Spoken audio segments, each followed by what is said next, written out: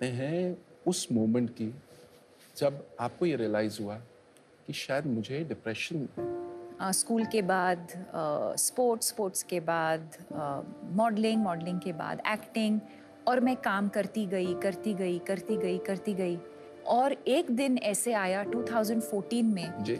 जब एक दिन मैं बेहोश हो गई और कुछ दिनों के बाद रियलाइज़ हुआ कि मुझे डिप्रेशन हुआ था। एक डिप्रेशन एक ऐसी चीज़ है जो हम देख नहीं सकते, एक बहुत ही इनविजिबल चीज़ है। हो सकता है अभी कि हमारे बीच कुछ लोग हैं जो एंग्जाइटी फील कर रहे हैं या डिप्रेशन फील कर रहे हैं और हमको पता भी नहीं चलेगा, बिकॉज ऊपर से मैं स्माइल कर रही हूँ, मैं सबके साथ हाय हेलो बोल रही हूँ। और ये आपने किसी से शेयर किया? बहुत टाइम के लिए मैंने किसी के साथ शेयर नहीं किया, क्योंकि मैं अकेली रहती थी तब बॉम्बे में।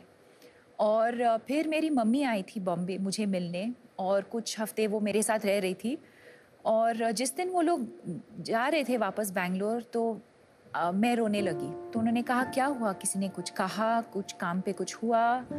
एंड आई सेड नहीं, I don't know what this is, I am just feeling completely helpless and hopeless, and मुझे जीना ही नहीं है अब।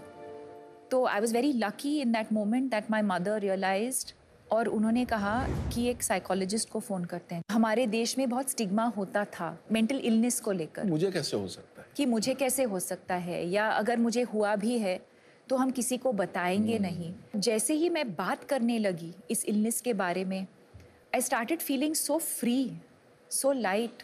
और वहाँ से मेरा जर्नी शुरू हुआ मेंटल हेल्थ अवेयरनेस को लेके।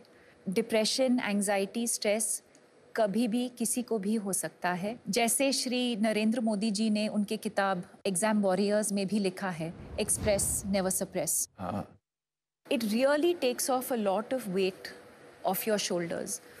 And when you're preparing for exams in particular, you start feeling better. You feel like, अच्छा अब मैं एग्ज़ाम पे मैं फोकस कर सकती हूँ, क्योंकि मेरा जो इशू है मैं उसके बारे में मैंने बात किया है, and you're able to just focus and live a healthier, better life.